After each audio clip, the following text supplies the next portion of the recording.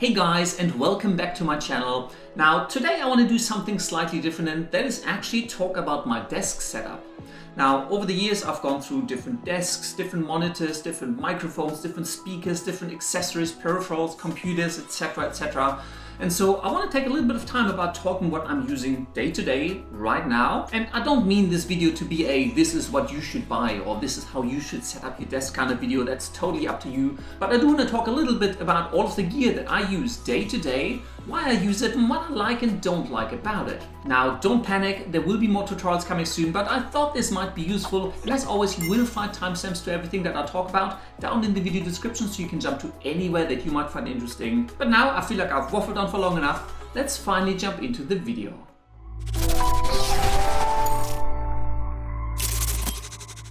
First off, let's talk about the desktop computer that is powering my setup. I actually got this machine from Intel back in 2017 when I did a collaboration with them, and it's been holding up really well over the years. Now, at its heart sits an Intel i7-6950X Extreme Edition CPU, which has 10 cores and 20 threads and runs up to a maximum clock speed of 3.5 GHz, which isn't actually that much. And back in the days when I did that collaboration with Intel, more threads and more cores was kind of all the rage, so it has plenty of them. However, when you're working with especially Adobe After Effects, which isn't really multi-threaded, higher clock speed will usually give you better performance. However, once you get to exporting videos or doing simulations in Houdini or Blender, things like that, a lot of cores and a lot of threads will really help. The system is decked out with 64 GB of RAM, and while it does sound like a lot, if you're doing heavy visual editing, especially in 4K, or you're running simulations in Houdini, Blender, more RAM will do you better. Now you can get by with 16 GB, which is usually the recommended amount for most programs that I'm using, like Premiere Pro, After Effects. More is better. 32 will be comfortable. 64 is on the extreme end, but depending on what you do, you may be pushing the envelope. And I recommend, if you're getting a new computer, go with as much RAM as you can afford. You're not going to regret it. Now, the graphics of the system are run with two NVIDIA GTX 1080 graphics cards. I'm actually holding out to getting an RTX 3060, 3070 or 3080, depending on how much money I think I want to put into it and when the prices come down a little bit after all of the cryptocurrency miners release their grip hold on some of those graphics cards, just because they'll do so much better for all of the work I do. They have so many more CUDA cores, so much more leverage that tools get out of them with RTX. Obviously, I've just got GTX cards in my machine right now. Personally, if you have a choice between ATI card or a NVIDIA card, I recommend, especially in the creative space, NVIDIA is probably the brand to go with, just because they have CUDA, which is more integrated in more tools. It's more easily accessible. And I think it's got a bigger brand. It's got more money and more funding behind it. So that's what I would recommend at this stage. Now, the other components in my desktop that have made a huge difference to my day-to-day work are two 1 TB Intel 750 series SSD drives. They're NVMe drives. They're super fast. And if you do not yet have SSD drives, it is probably one of the first upgrades I would recommend if you are looking to do video editing, visual effects. Use Premiere Pro, After Effects, Blender, any program that has to offload files to your hard drive and then read them back in, or you need to load big scenes or edit big video files, stuff like that.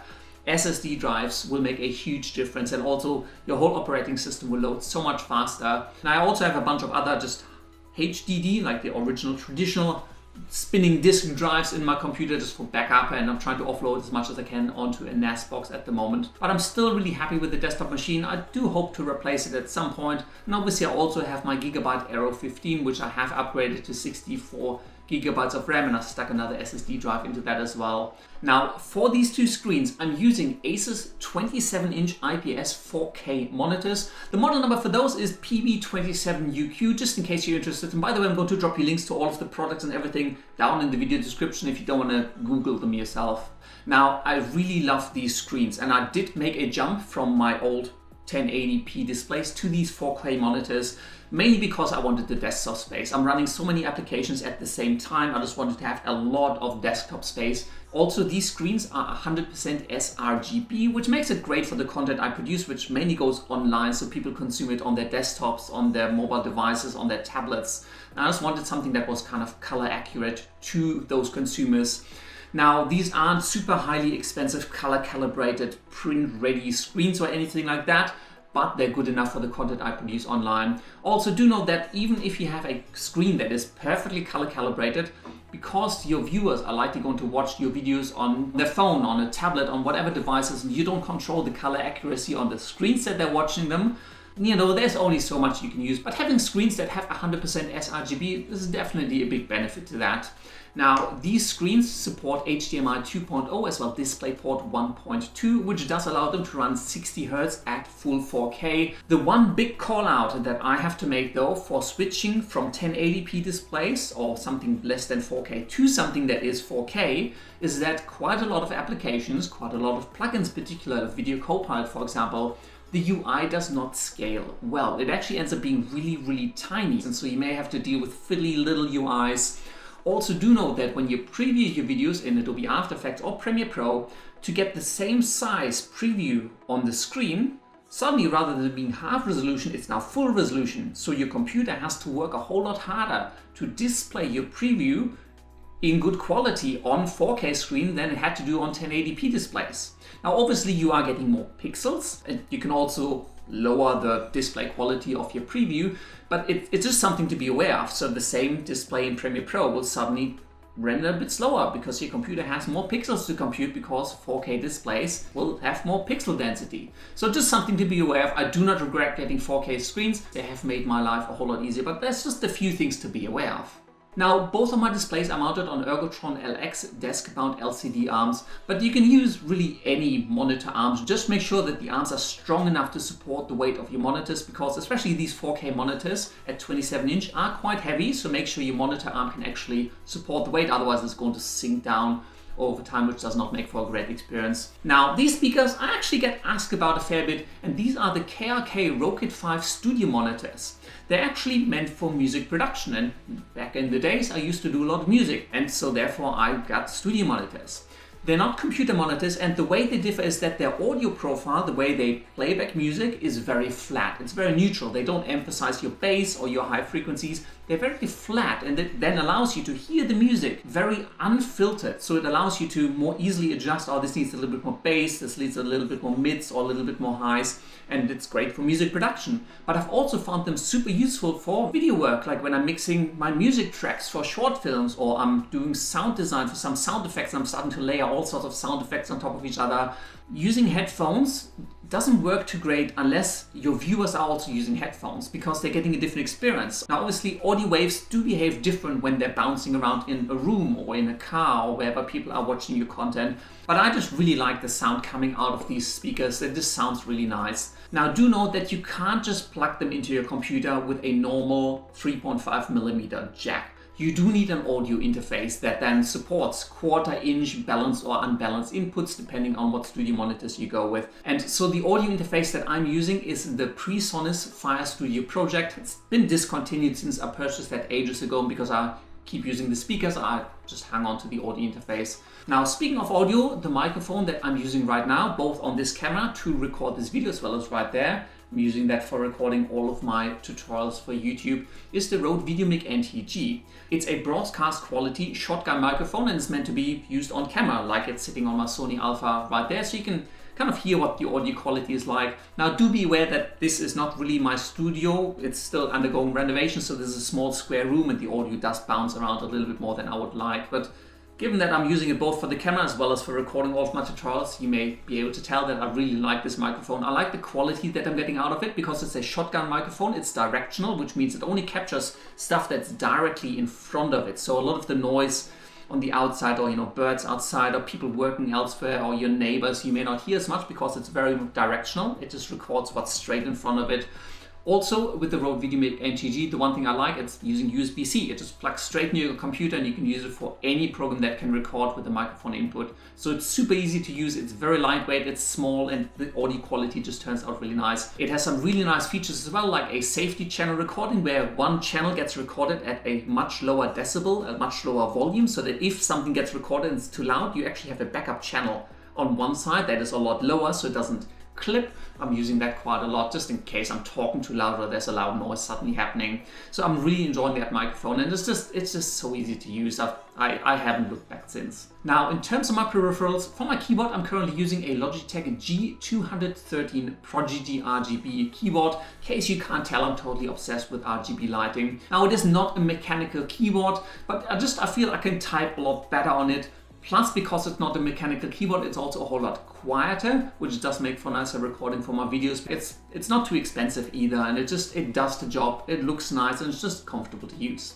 The mouse I use is pretty basic. It's a Razer Deathadder Chroma. It's just a really comfortable mouse. It fits really well in my hand. It's got enough buttons. It's not totally overloaded with buttons either, like some other gaming mice. It's very responsive. I usually have my mouse sensitivity set up to pretty high because I like to not have to swish my hand all over the desk just to get the cursor moving. Now, the giant mousepad underneath it all is a Coolermaster MP 715 RGB cloth gaming mousepad. I just like that it's huge. I don't have to worry about my mouse sliding off the mousepad. Also, again, it has RGB lighting around the edges. It looks nice, it feels nice, and it's just easy to use, and I don't have to think about it. Now, as I've mentioned, I'm an absolute sucker for RGB lighting, and the lights I'm using right now are the Nanlite 30C LED light tubes, and they're probably the nicest lights I've ever owned. They're fully RGB, so I can turn them to any color that I want. They do not flicker. They emit a really nice clear color. It makes almost any images, any videos I shoot look so much nicer. So I've got two on my desk right now, one for the nice blue and one for the orange right there. They're really good quality. I've tried some other LED light tubes. None of them came even close. I'm really happy with these lights, highly recommended. There's smaller versions of them as well. The 30C are about 4 foot long, which is about just over a meter. You can get them much longer ones, you can also get much shorter ones. I might make a separate review video for them at some point. I'm just a big fan of these ones, so highly recommended if you are looking for some RGB LED light tubes. Finally, let's talk about the desk that is holding everything together. The desk I'm using right now is the Omnidesk Pro 2020, which is an electronic standing desk with memory function. So it's got 4 predefined positions that I can program in, and at the touch of a button, it will automatically adjust to that predefined height. And for me, especially with COVID and working from home, this has been a game changer. I absolutely love the desk. Now, the desk itself is really large. It's 72-inch.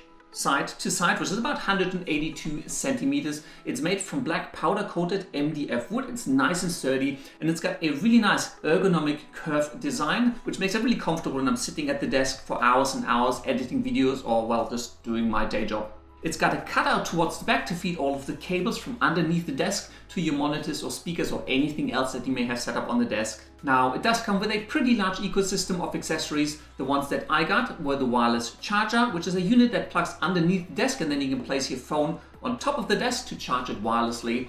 Another really great accessory is the cable management bar, which attaches underneath the desk and allows you to run all of your cables through that cable management bar and then up through the cutout in the desk or around to the speakers and the monitors and anything else on your desk, and just keeps it all nice and tidy and clean looking. So really big fan of that. Day to day, sitting on the desk, standing on the desk, it's just really nice to use. I'm really happy with that purchase. And now that my desk has come together, my day-to-day job and work is just, everything flows nice, and it now makes for a nice backdrop for videos as well. So that's kind of a win-win. I can't wait to get my new studio set up and set it all up and then take you through that as well. But anyways, I hope that there was something useful in there for you if you're looking at, upgrading your own systems or getting something new for your desk, like be it a new screen, new speakers, new peripherals, new microphones.